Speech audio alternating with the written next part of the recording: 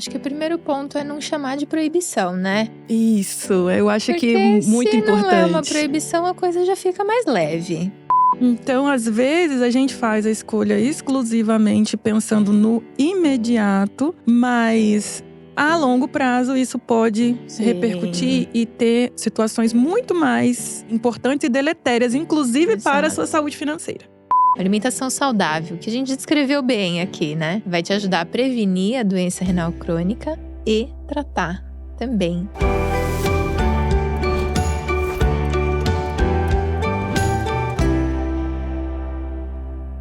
Sejam todos muito bem-vindos a mais um episódio do Hemodiálogos, o podcast de saúde da Nefrostar. Eu sou Jéssica, médica nefrologista. O nosso podcast tem um canal no YouTube e também tem um Instagram.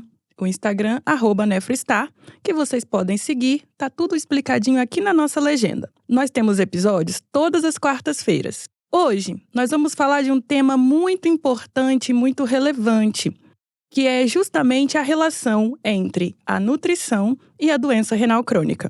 Para falar sobre esse tema incrível, eu trouxe uma pessoa igualmente incrível. É uma pessoa que consegue fazer uma relação muito boa entre o conhecimento técnico e a veiculação de conteúdo nas redes sociais. Com vocês, Renata Rodrigues. Oi, pessoal, tudo bem? Prazer, eu sou a Renata Rodrigues, nutricionista. Queria agradecer primeiramente o convite maravilhoso dessa profissional que eu adoro. A Jéssica, tenho o prazer de trabalhar com ela atualmente. E, bom, falar um pouquinho sobre mim. Eu sou nutricionista, sou especializada em doenças renais, sou mestre também em ciências pela Unifesp. Mas, como a doutora Jéssica comentou, eu sou também uma pessoa mais engajada em conversar com o paciente. Acho que esse é o contexto final da coisa, né? Eu acho que toda informação ela tem que ser traduzida de uma forma simples. E hoje a gente tem as redes sociais para facilitar essa comunicação, muitas vezes, né? Obviamente, a gente faz isso no nosso trabalho, seja a nível ambulatorial, eu atendo em consultório particular também. Mas, obviamente, eu não vou conseguir atender todos os pacientes, né, que tem doença renal crônica. A gente tem muitos pacientes. Com certeza. 20 milhões aí no Brasil, né? Fora aqueles que todas as pessoas merecem prevenção, enfim. Então, é um assunto muito importante e eu acho que isso é muito emergente, assim, num contexto de redes sociais, né? E até por isso fiquei muito feliz com o convite, porque vem de acordo com os meus objetivos como profissional, né? E, bom, é isso. Estou aqui. Ótimo, ótimo. Muito bom pra gente já ir engatando no tema, né? Então, eu vou começar com algumas coisas, algumas perguntas conceituais. Assim, o que é que seria a tal alimentação saudável? Que parece um tema, assim, escondido por trás de um nome, né? De uma marca. Sim. Alimentação saudável. O que é que Exato, seria a alimentação saudável? Eu acho que as pessoas tendem a ter uma dicotomia muito grande, né? Assim, entre o que é proibido e o que é permitido, né? E por isso, muitas vezes, essa alimentação saudável se torna uma coisa utópica, né? Impossível de ser seguida e por isso esse contexto, né? Do saudável que merece um rótulo. Mas não, a alimentação saudável nada mais é do que alimentação. A gente tem o Guia Alimentar para a População Brasileira, que é um guia de fácil acesso, é um guia que vocês podem ter acesso também até em internet, enfim. Fazer o download, muito simples, do Ministério da Saúde. E essa alimentação, ela tem alguns princípios essenciais. É uma alimentação que vem como base natural, então coisas que vêm da terra, até mesmo animais também, mas em seu contexto natural, né? Plantas, vegetais, mas também arroz, feijão, enfim, dentro até de culturas características mesmo, né? Com poucos alimentos processados e ultraprocessados, que aí vem o contexto industrial, né? E aí já temos outro tema polêmico, Bastante. né? E aí, assim, uma coisa muito interessante também do Guia Alimentar é que ele recomenda que a gente adicione poucas coisas nesses alimentos em relação a condimentos, né? Pouco sal, pouco açúcar, pouco óleo.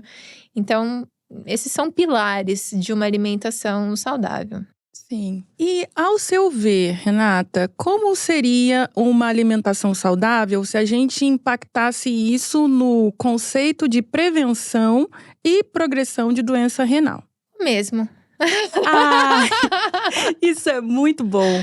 Porque a gente vive numa realidade em que, pelo menos culturalmente, existe uma grande gama de proibições, né? Então a gente já começa a falar sobre, temos um diagnóstico, ou temos um ponto a ser seguido, alguma coisa pra gente prevenir. E a gente já começa logo com as proibições.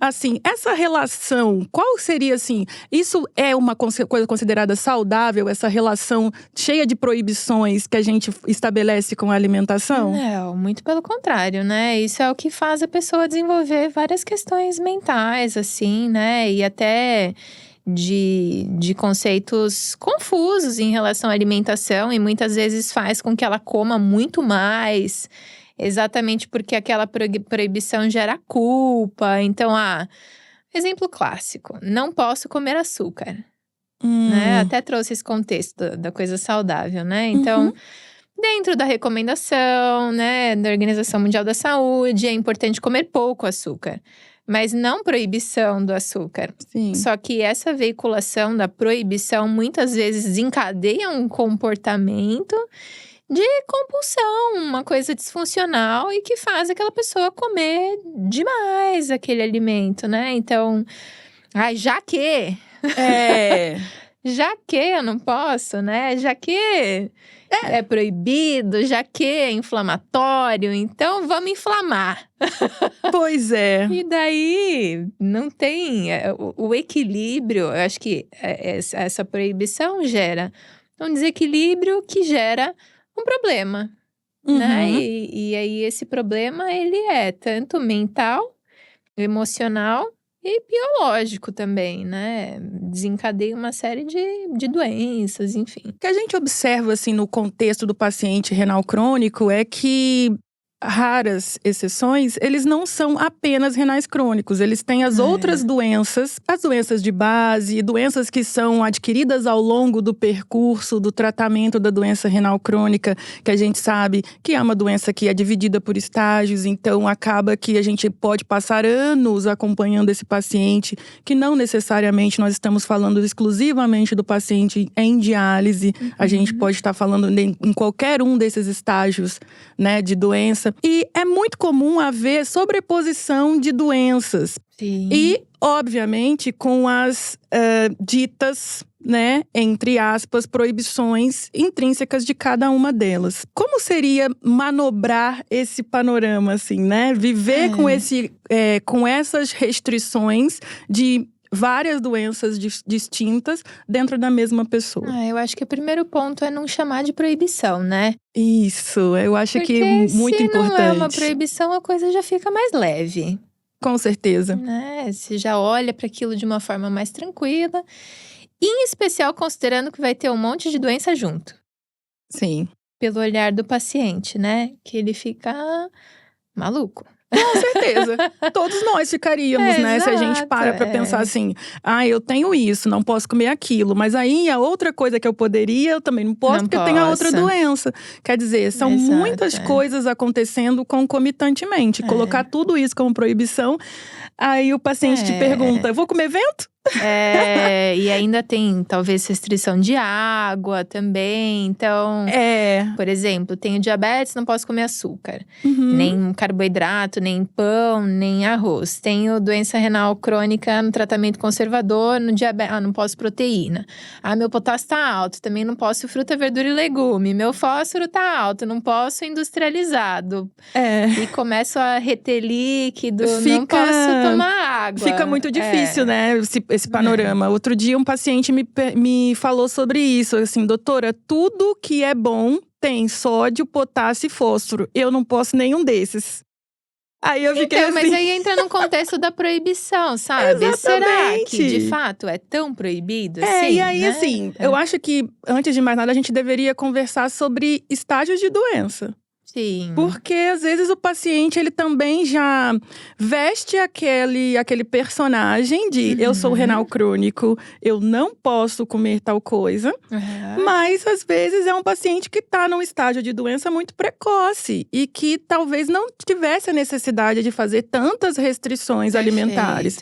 Então eu acho que olhar por esse ângulo também de dividir, conduzir de uma maneira individualizada o plano e a educação alimentar a partir dessa ótica, talvez seja uma boa estratégia. Com certeza, ajuda muito, né? E assim, eu acho que até a palavra restrição, ela é um pouco pesada, né? Num conceito. Acho que se a gente falar ajuste…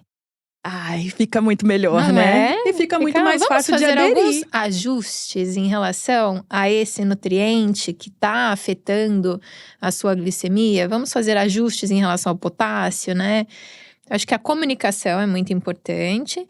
Mas como você falou também, pensar naquele indivíduo de forma individual mesmo. Então, qual que é a doença dele, em qual estágio ele tá, qual que é o tratamento, qual que é o nível de ajuste que eu vou precisar fazer. É um ajuste de fato muito ajustado, é um ajuste pouco ajustado, porque ajustes podem precisar ser feitos. Isso, né? E até o nível do ajuste precisa também ser calibrado ao longo do processo, né? Porque a gente sabe que se trata de uma doença crônica progressiva. Exato, então, não é porque o paciente entrou hoje num acompanhamento médico com um clearance, com uma taxa de filtração X, que ele vai manter essa taxa de filtração para sempre. Exato. Com uma doença progressiva, a ideia é que essa taxa de filtração vá reduzindo ao longo do tempo e a gente vá evoluindo em estágios de doença. Perfeito. E a partir daí, a gente vai ter que mudar o perfil, justamente.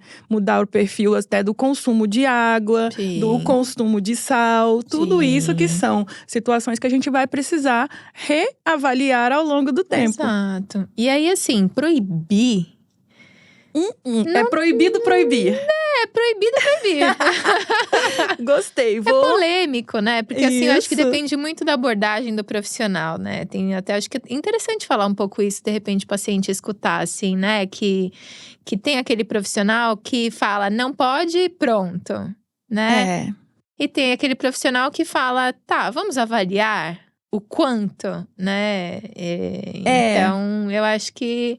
Eu acho que é um desafio também pro profissional. Também. Porque a gente sabe, tempo, né? Justamente, a gente sabe que os métodos, né, são limitados, as medicações são limitadas e que certos íons acabam se acumulando a despeito da nossa vontade. Então, a gente acaba tendo que ser, em algumas situações, um pouquinho mais isso depende rigoroso. até da personalidade do paciente também.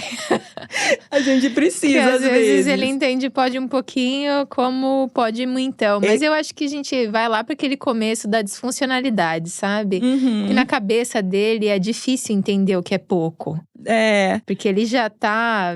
comportamento humano, né? Com certeza. Eu acho que um grande desafio pra gente definir essas questões de alimentação passa pelo comportamento, né? E essa questão da proibição e do efeito que a proibição tem no cérebro também é outra coisa, né? Que a gente acaba sendo um pouco arredio, né? Toda vez que alguém diz pra você assim, ó, isso definitivamente não pode, você está proibido de fazer determinada coisa. A gente sabe que nos estágios iniciais de doença renal crônica, a gente não tem tantas mudanças que a gente precise fazer. Mas nos estágios mais avançados de doença, a gente começa a ter outros desafios a enfrentar. Eu acho que um desafio que é muito relevante e acontece com muita frequência é o desafio do fósforo. A partir ali do estágio 4, 5, 5D. Então, eu tenho esse grande desafio, que é claro, eu tenho os métodos, os quelantes para nos auxiliar, mas definitivamente a ingesta é algo muito importante nesse estágio de doença. E como que seria, assim, a abordagem desse paciente? Estágio 4, 5, 5D, que está evidenciando um problema com fósforo.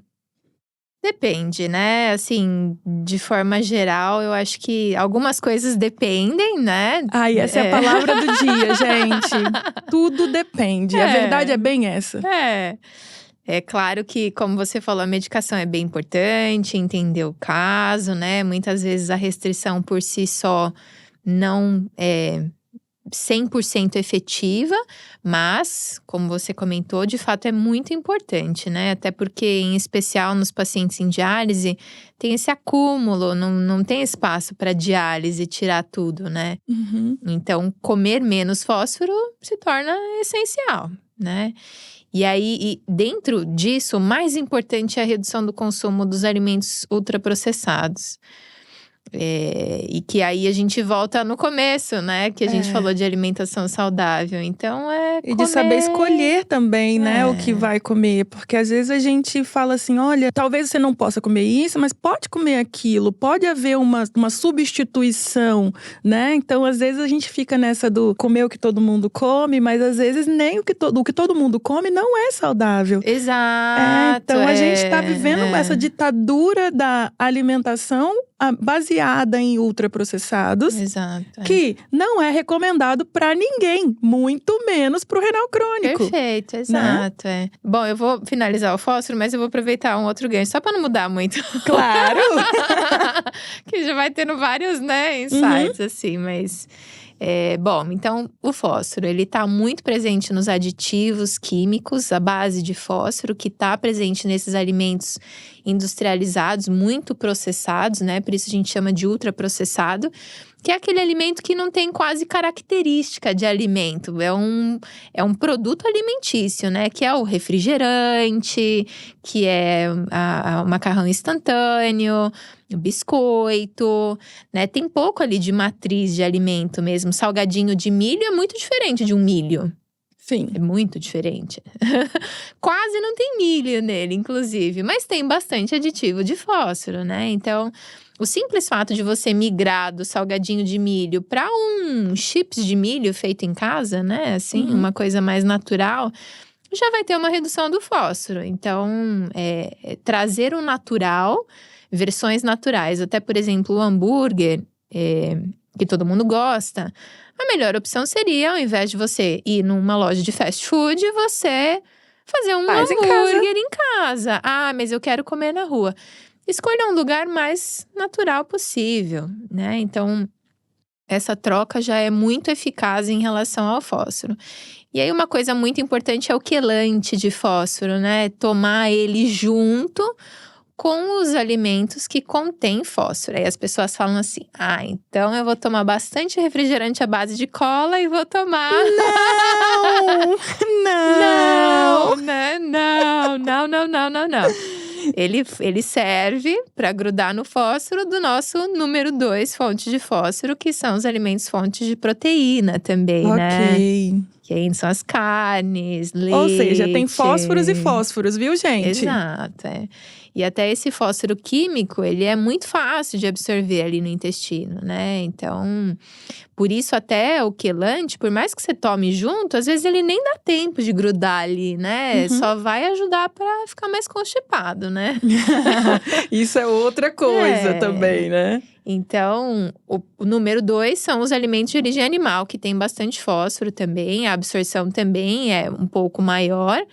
Mas são alimentos importantes porque eles são uma fonte de proteína, de vitaminas, de nutrientes. Eles são alimentos mesmo, então tem que comer, tá? Sim. Mas eu sou no tratamento conservador. Tá, aí você vai ter o seu ajuste especial. Exatamente, né? Exatamente. Mas eu sou da diálise. Tá, também vai ter um ajuste, especialmente considerando a sobrecarga de fósforo. Exatamente, né? A gente não pode cair nessa armadilha de sair de uma situação e ir para outra, né? Porque se a gente começa a não vou comer, o que você vai sair é de uma hiperfosfatemia para uma desnutrição. Então, a gente precisa saber fazer esse equilíbrio, fazer as mudanças, fazer as escolhas corretas, justamente para que a gente não saia de um problema e caia em outro. Que é muito comum. As pessoas ficam com muito medo, né? Então, já que não pode… Que aí é o comportamento humano, né? Tem aquelas que, já que… Tem aquelas que, nossa, nem pensar. Tem aquelas que são mais meio termo, então por isso dá para fazer 5 podcasts, né? Com certeza. Bom, a gente tem, ainda voltando nesse tema da sobreposição de doenças, uma coisa que está ficando cada vez mais prevalente na nossa população, que é a obesidade. E assim, obviamente, os nossos pacientes, que são os pacientes renais crônicos, eles não estão livres dessa situação, haja visto que eles estão convivendo, se alimentando, né, ingerindo também por hábito, né? Porque muito disso… Da sociedade Exatamente, mesmo. A gente vive na sociedade, apesar de ter uma doença que nem toda a sociedade tem, mas nós estamos vivendo igual. Aqui. E nós e nós nos adaptamos ao comportamento alimentar que nos cerca. Perfeito, né? Então, exato, como você já salientou, a questão dos ultraprocessados, do fast food, da alimentação não tão saudável, não é mesmo? E sedentarismo e etc. E outras coisas que vão se sobrepondo.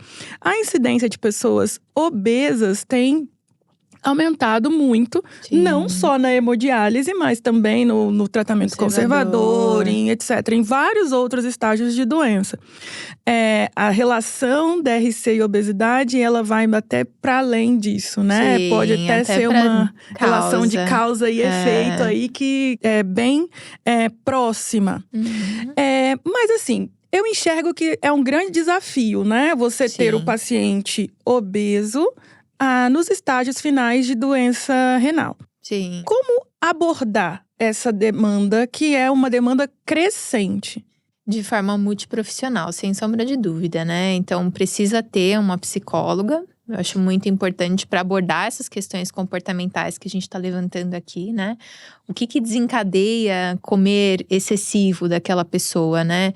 E, obviamente, se possível, um endocrinologista também, né? A gente pode deixar a equipe multi bem robusta. Amigos endócrinos, por favor, nos ajudem. A gente pode subir, crescer bem, né? Dá para ter um profissional de educação física também. Nossa! Eu tô falando dos sonhos, né? Claro, porque a gente tá aqui loucubrando e é bom que todo mundo saiba, né? Que tem lugar para todos os profissionais de saúde nessa abordagem, e né? até pro paciente, né? Porque às vezes ele vive então naquela coisa nefronutri. Né? Tudo bem que nefro e nutri são realmente um binômio inseparável. Exato, né? Mas sim, que precisa dessa integralidade e que o paciente com obesidade merece isso e que, assim, é um contexto crônico de tratamento, né? Então, muitas vezes precisa da medicação, mesmo num contexto mais avançado da doença renal crônica, né? Eu acho que isso, quem vai avaliar de forma muito importante são os médicos, seja o nefrologista, o endócrino, enfim. Mas sim, um contexto alimentar, mas muito importante também a prática de exercício físico para manter saúde do músculo. Muitas vezes a gente quer emagrecer rápido. E a gente acaba caindo na sarcopenia. Exato. Daí perde o músculo, perde funcionalidade, não consegue levantar direito da cadeira, não consegue tomar um banho, né? Então, em especial considerando a nossa superpopulação, que são adultos idosos, né? Então…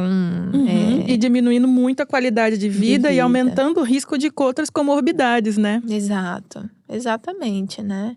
Mas sim, é importante, né? Se eu disser que não é importante perder peso, sim, é muito importante, né? É importante para controlar a pressão, é importante para controlar o diabetes, é importante para controlar as gorduras do sangue, é importante para mobilidade, e aí começa, né? Mas, como eu falei inicialmente, é uma coisa que merece carinho, atenção, multiprofissionalidade, assim, né? Vários profissionais envolvidos. Infelizmente, não é a realidade muitas vezes, mas… trabalhamos com o que temos. Fala pra mim, além dessa questão, né, da relação entre as causas e efeitos, né, muitas doenças, muitas comorbidades acontecendo concomitantemente, quais são os outros grandes desafios que a nutricionista encontra no seu consultório direcionado para pacientes renais crônicos? Eu acho que do consultório é um pouco essa solidão. Porque lá você tá só. você não tem a equipe multi com você, né? Diferente de você estar num lugar onde você tem um nefro para discutir o caso, de repente na diálise, por exemplo, você tem ali assistente social, a psico, né? Então eu acho que essa solidão é um ponto. Enfim, vários podcasts, dá para falar várias coisas aqui, né? Mas assim, eu acho que isso sim, eu acho que de facilidade é um ambiente onde eu consigo ter mais diálogo, mais escuta pela disponibilidade de tempo, né? Então isso seria um ponto positivo. Não sei, eu gosto tanto do consultório que eu estou pensando em coisa positiva. Então, falemos das coisas positivas também, não seja por isso. Mas por exemplo, né, eu acho que um desafio, assim, que eu vejo é atender pacientes da clínica de hemodiálise no consultório. Você tem poucos dados clínicos ali dos pacientes, né? Então, eu acho que isso dificulta um pouco. O paciente tem que trazer a diálise para mim. Sim. Né? Então, e muitas vezes ele não sabe o que precisa levar. Exames, taxas, claro, com certeza, né, indicadores, até mesmo, né, produto, enfim, realmente. E também, por exemplo, eu vou atender ali, mas eu vou ser a segunda nutricionista, né? Porque na clínica tem uma nutri. Então, às vezes, pode dar um pouco de conflito também, assim, de abordagem, de conduta. Então, você tem que alinhar com o paciente, né? Escrever uma cartinha pro nutri, de repente contando o que está sendo feito, para ter uma conversa. Mas sempre, né? Manter aquele encaixe, né, ético e amistoso com o colega, exato, sempre dá jeito. A gente se faz entender que o objetivo final de tanto nós que estamos fora, quanto quem está dentro da clínica de diálise, é o bem-estar do paciente. Exato. Né? Então, se isso ficar claro, tá tudo certo. Né? Eu acho que mais uma limitação também é que o público acaba ficando um pouco mais seleto, porque existe um valor financeiro ali a ser investido, né? Então, eu acho que sim, essa é uma limitação, até porque a gente não tem só o paciente com doença renal crônica, como a gente falou, representa a humanidade, né? Então, temos todos os níveis de socioeconômicos, né? Então, acho que esse seria um ponto frágil, mas enfim, eu acho muito prazeroso, assim, eu gosto muito, que é um momento é um diálogo, é quase isso aqui. Ai, né? De que você delícia. ler ali clinicamente o paciente.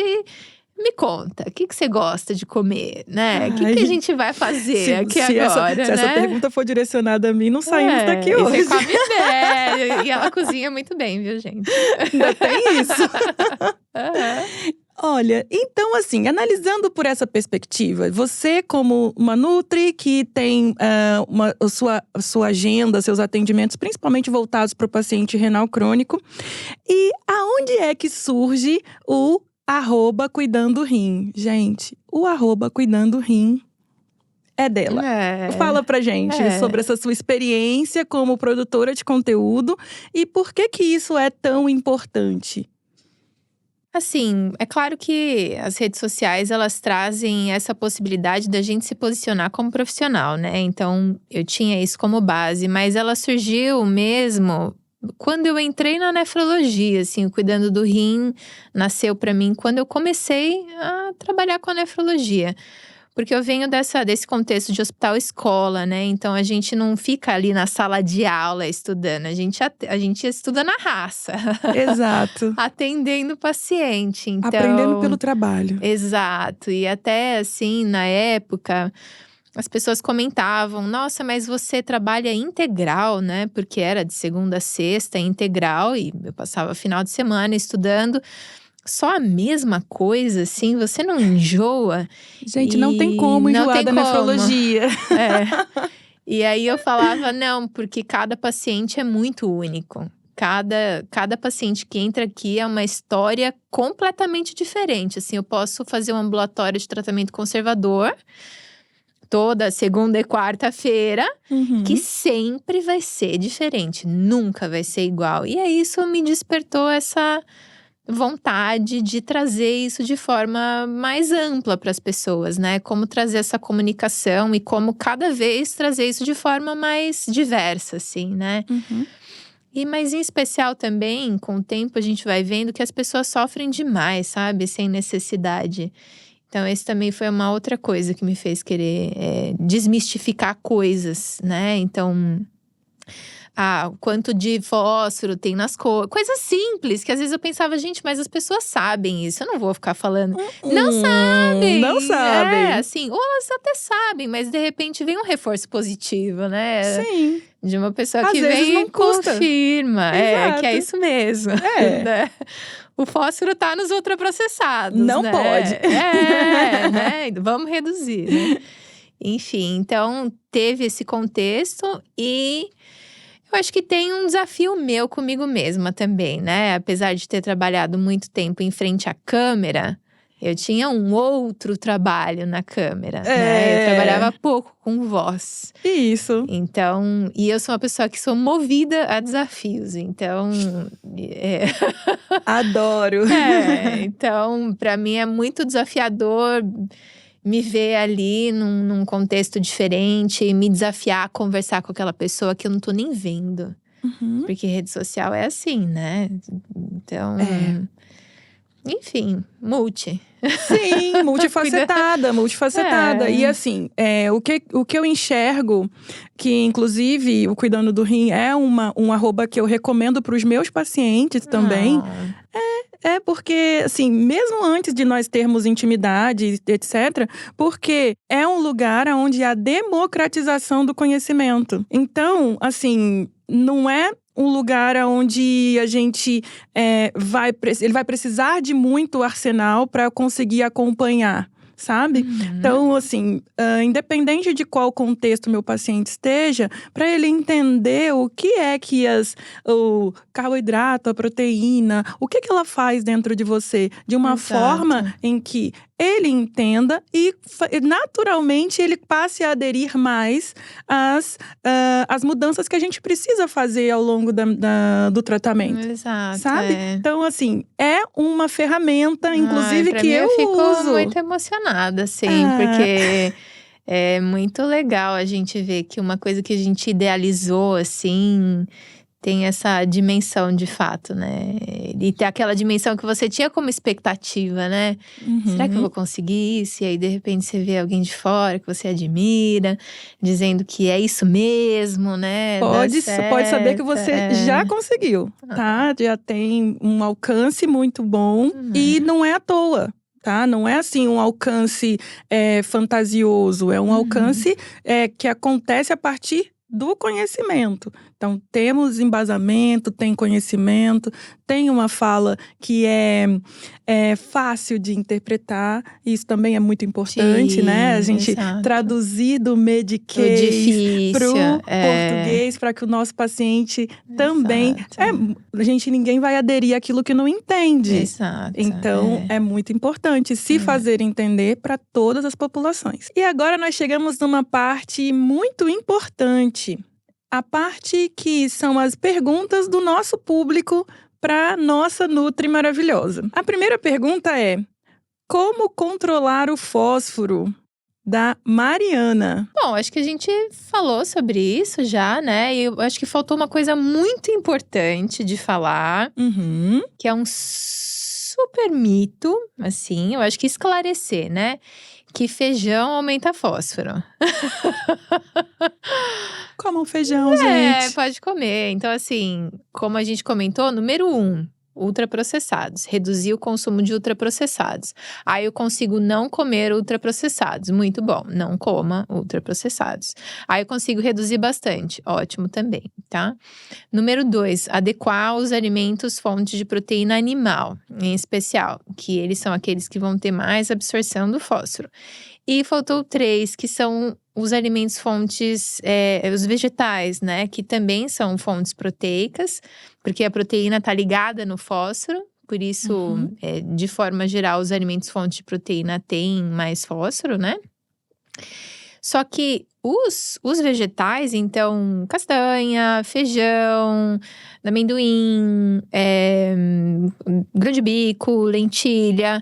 Eles têm fósforo, mas não é um fósforo muito bem absorvido. Aí, como a gente falou muito de comportamento, então eu vou comer um pacote de amendoim, Também não, né? Então, é muito sobre a quantidade, assim. Eu acho que se você for pensar em restringir alguma coisa, vale a pena restringir o ultraprocessado.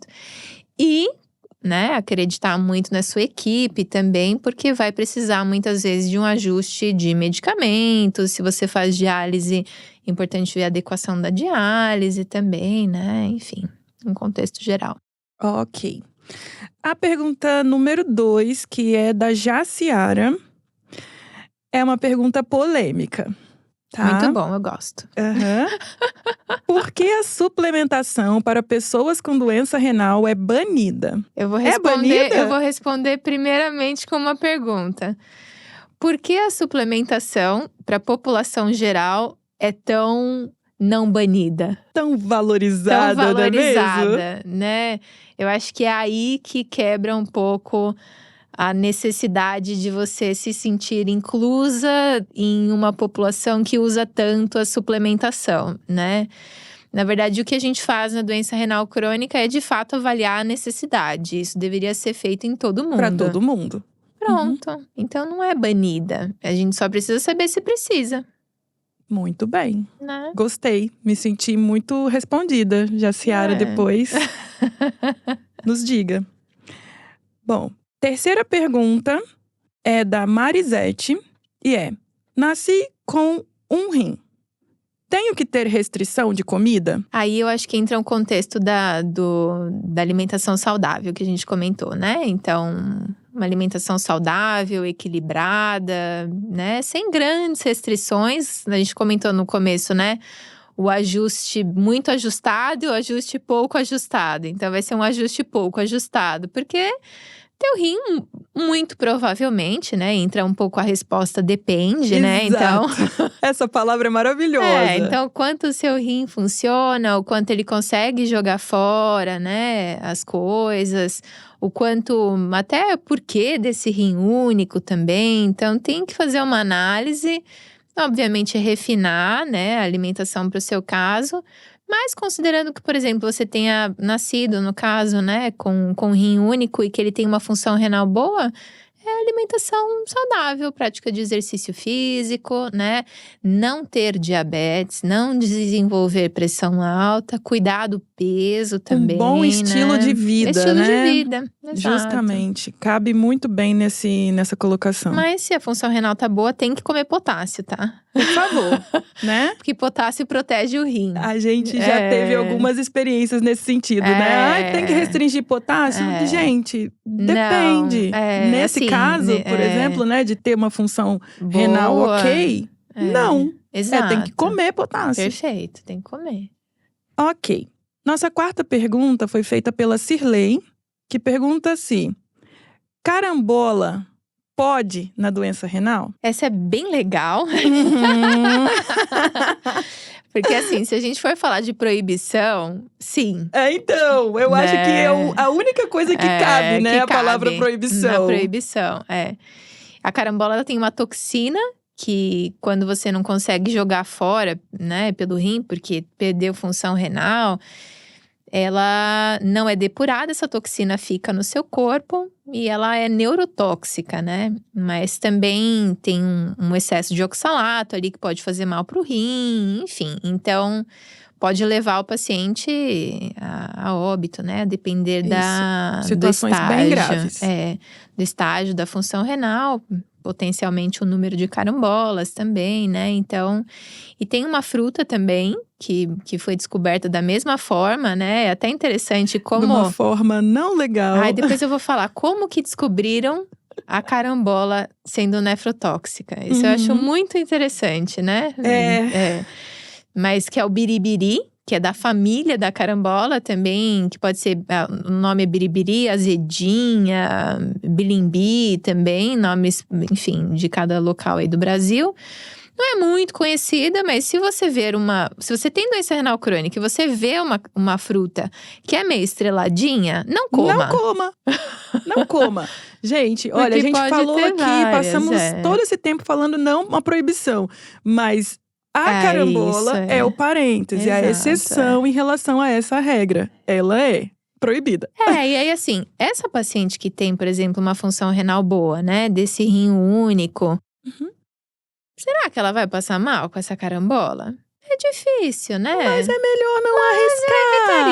Não é mesmo? Eu concordo. Não comeria. Concordo. Eu acho que nesse lugar a gente preza pelo bom senso. Então, assim, já sabemos que temos fatores de risco, melhor evitar. Exato. Tá? E aí, só vou contar a história da carambola, porque eu acho que vale a pena, porque puxa até uma outra coisa. Várias pessoas começaram a ser internadas com sintomas diferentes, com sintomas similares, perdão. Então, enfim, vários sintomas característicos, né, em relação ao consumo de carambola, porque consumiram suco concentrado de carambola durante uma semana para curar diabetes e hipertensão. E aí começaram a surgir vários relatos de casos similares. Então, nossa, essa pessoa está internando com o mesmo problema renal, da mesma forma, com os mesmos sintomas neurológicos, com os mesmos… E todas tinham um relato do consumo excessivo de carambola. Então, a carambola ela pode ser tóxica em doses muito altas, até mesmo para quem não tem doença renal crônica, né? Mas vejam que eu tô falando, era assim, 10 carambolas em um copo. Sim, muito concentrado. Por uma semana, muito, né? Mas com a crença… aí a gente tá num problema diabetes, também. É um outro problema sério que é a autoprescrição e essa questão do…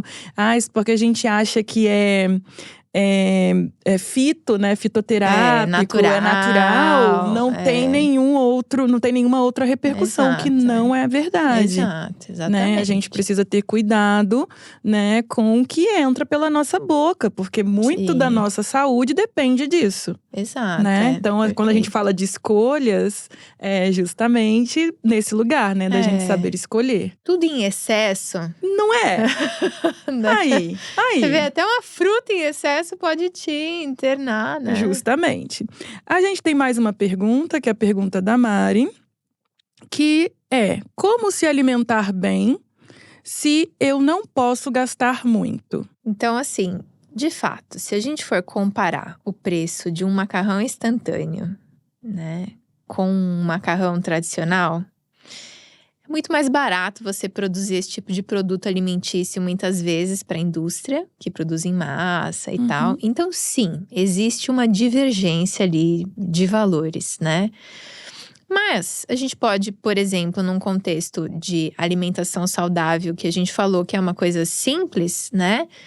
O arroz, o feijão, por exemplo, uma farinha de trigo, a gente consegue numa cesta básica. Sim. Então não é tão caro, até o próprio macarrão. Tem também a possibilidade de você comprar frutas da estação. Você pode ir na feira no último horário. Fazer uma velha e boa xepa. Exato, né?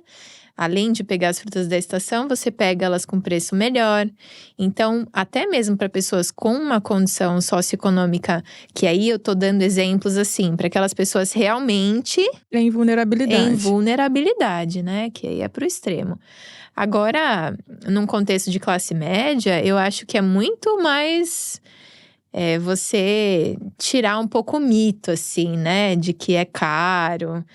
Comer castanha é caro. Né? Isso aí eu acho que já tende a ser um pouco acima, né? Eu preciso fazer todas as minhas preparações com castanha para ser saudável. Eu preciso fazer bolo de castanha, torta de castanha, né? Porque é low carb, porque… Não! Come ali 2 castanhas, a gente sabe que garante os nutrientes e pode sim fazer sua torta com uma farinha de trigo, batida com ovo e… Tá tudo bem, isso é saudável também, né? Isso é natural. Trocas inteligentes, né? Fazer trocas inteligentes, eu acho que talvez seja um bom lugar pra gente começar, né?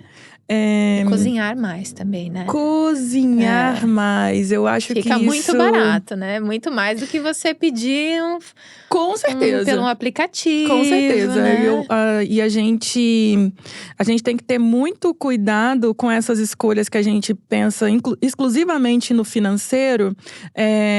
Eu vou comprar o ultraprocessado porque ele é mais barato, por exemplo, em relação ao macarrão instantâneo.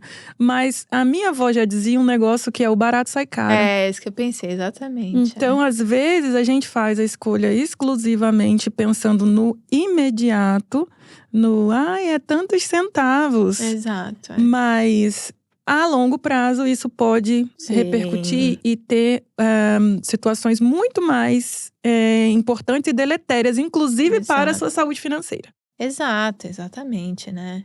Acho que é um contexto também de quebra de paradigma, assim, né? E aí também de você saber organizar um pouco o seu dinheiro, né? O que é importante para você? Para gastar o seu dinheiro? Essa é uma pergunta que… É importante você economizar e comprar um macarrão instantâneo, né? Nesse momento, pontualmente, ou você se mantém com esse padrão alimentar porque você quer… Enfim, aí entra numa questão social, mas assim, saiba que se manter saudável é importante para você ter as suas conquistas materiais. Com certeza. Né? Com certeza. Então é um investimento importante. Imaginando e não que precisa ser um super investimento, né? Justamente, também. Nós trabalhamos, né? Nós dependemos do nosso corpo saudável para trabalhar também. Sim. Também, né? Exato. E aí, falando sobre as escolhas sociais e o impacto que elas têm na nossa alimentação, né? No dia a dia. Cada vez mais comum a ideia da alimentação sem a utilização de recursos de proteína animal. Então, utilizando cada vez mais recursos vegetais. Existe um lugar para esse paciente, vamos dizer assim, com a evolução de doença, com doença em estágios avançados, que é um paciente restrito nesse sentido, assim, ele decidiu por ser uma pessoa que não consome proteína de origem animal? Super, com certeza, né? Até falando de estudo, assim mesmo, tem cada vez mais estudos mostrando o benefício da dieta vegetariana. E aí não precisa ser completa, não precisa ser vegana, né? Para que fique claro também. Às vezes as pessoas acham assim, então para poupar o meu rim eu não posso nunca mais comer carne. Não. Né? Gente, nem sempre, nem nunca. A tal da proibição, lembra da carambola, né? Mas ter uma alimentação com mais vegetais e adequada em animais, ou até mesmo não ter animais, é bom para proteger contra até o desenvolvimento da doença renal crônica. E na progressão da doença renal crônica, e até mesmo tem espaço para essa alimentação naqueles que já fazem diálise, hemodiálise também. Aí as pessoas vão falar, mas e o potássio? Sempre vai haver essa pergunta, claro. Então a gente pode lançar mão até de estratégias, escolher aqueles que têm menos potássio, fazer a cocção em água também, dos vegetais em especial. Não precisa, uma coisa muito importante, não precisa cozinhar fruta em água, jamais. Ai, por favor, porque é muito ruim. Fruta Desculpa, é fruta, imagina você vai comer uma Nutri. banana, você come ela cozida, né? Não dá, Nutri banana é muito cozida é ruim. pra fazer doce, né? Isso, banana Não cozida é pra fazer doce. E que fica uma delícia, inclusive, né?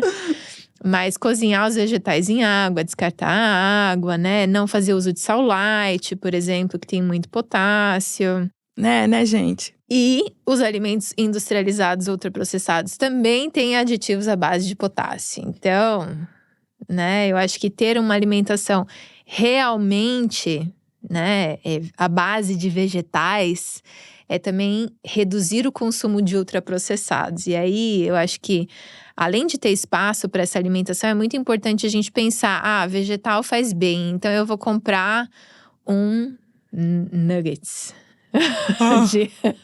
Não. De grande bico.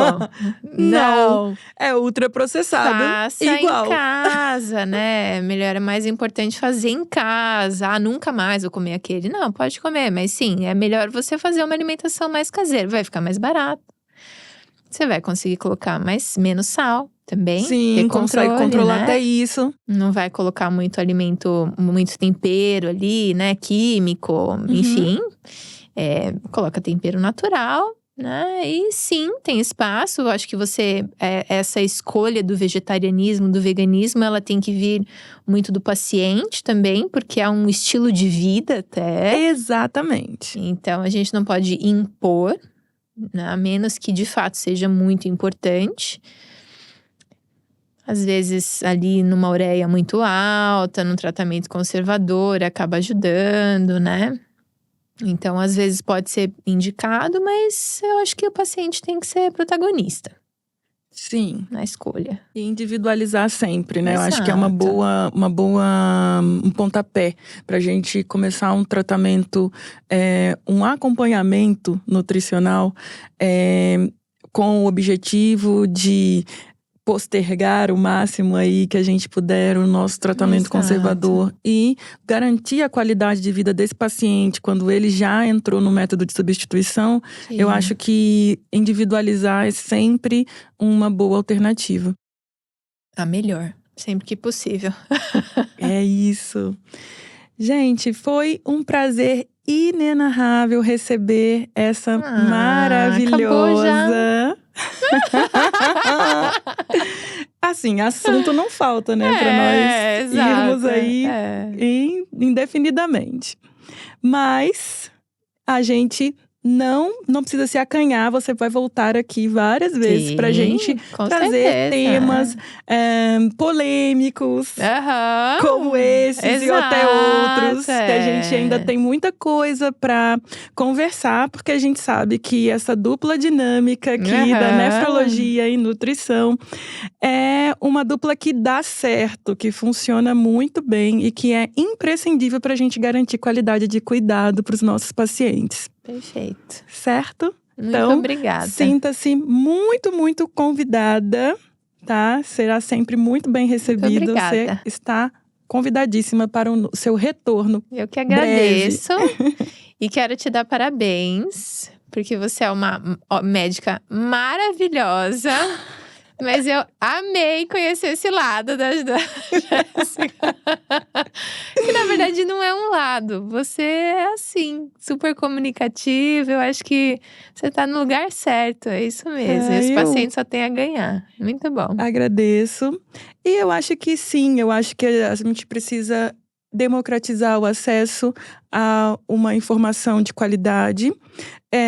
E eu acho que isso é imprescindível para que o paciente também aprenda a fazer escolhas e para definir o que vai mudar o tratamento dele, sabe? Então é muito mais fácil você aderir quando você entende por que é que você está fazendo aquela atitude. Então, o nosso objetivo aqui é esse: fazer com que o paciente renal crônico, a família, todas as pessoas que estão envolvidas na cadeia de cuidado estejam cientes, né? Entendendo como que esse processo acontece e como fazer com que essa informação embasada chegue até as pessoas. Né? Muito bom. Agradeço Parabéns. muito. Parabéns a todos, na verdade, né? Mas enfim, está representando todo mundo aqui. Realmente foi um prazer te receber aqui. E Rê, eu queria saber, no fim das contas, qual é a deixa? O que você tem que levar para casa desse nosso papo? Uma alimentação simples, caseira, né? Com pouco sal ali, um pouco açúcar. Vai te ajudar a prevenir, né, a doença renal crônica. Alimentação saudável, que a gente descreveu bem aqui, né? Vai te ajudar a prevenir a doença renal crônica e tratar também a doença renal crônica e as doenças que você venha a ter concomitantemente nessa jornada. Né, com doença renal crônica. Acho que esse é um bom… Tem vários, né? Mas isso sim, confie nos seus profissionais, converse com os seus profissionais. Não tenha medo de perguntar, tirar as dúvidas, né? As dúvidas são muito individuais, o tratamento muitas vezes é muito individual, mas tenha como princípio ter uma alimentação saudável, uma alimentação com muitos alimentos naturais, pouco processados e ultraprocessados. Ok, então já sabe, né, povo? Vamos levar essa para casa, Vamos cozinhar. Vamos cozinhar! E eu gostaria de agradecer a todos que nos acompanharam até aqui. Para seguir os nossos conteúdos e não perder nenhum tema, é só seguir as nossas redes sociais, tá tudo aqui na descrição, tá? E a gente se vê no próximo episódio. Tchau!